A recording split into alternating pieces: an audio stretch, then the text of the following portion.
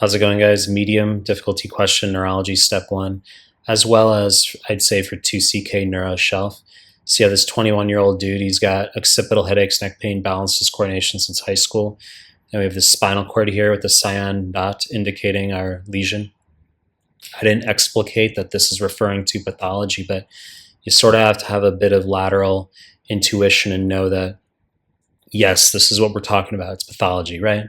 So this is the anterior white commissure of the spinal cord. The decussation means crossover point of the spinal thalamic tract, which carries pain and temperature contralaterally. So for example, if you had left-sided loss of pain and temperature, that would mean you have a right-sided spinal thalamic tract lesion.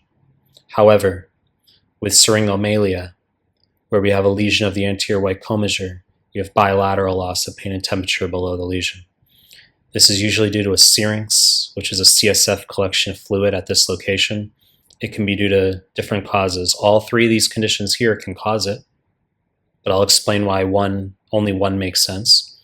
It can be due to things like radiation to the spinal cord, things like trauma, arachnoiditis.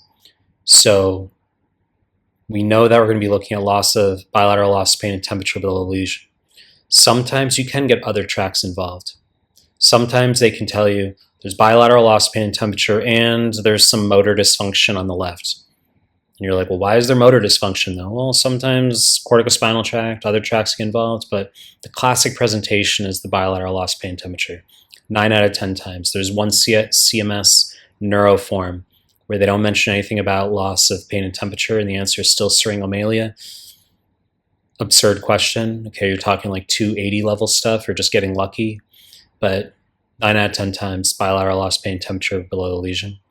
So let's look at the answers. QRE1, bilateral loss of pain and temperature, correct answer. QRE1 is the only answer that's going to present as teenager, young adults, and older. Okay, so both QRE1 and 2 are going to be inferior tonsillar herniation into the spinal canal. QRE1 is most frequently associated with syringomyelia, the syrinx formation at the anterior white commissure. Okay, QRE2, aka Arnold-Chiari malformation, is going to be a sick kid. This is also associated with meningomyelocele. So clearly we don't have a sick kid here. We have a presentation from high school and older. Dandy Walker, wrong fucking answer, because this is also a sick kid. This is going to be absent cerebellar vermis with cystic dilatation of the fourth ventricle. Mostly fancy vocabulary, a bunch of nonsense, pass-fail step 1. But for neuro shelf, you could see it as an incorrect answer choice. Okay, so Dandy Walker, sick kid. QRE2, sick kid. And QRE2 with meningomyelocele. QRE1, teenager, young adult with syringomyelia. It's less severe. Dandy Walker, wrong fucking answer.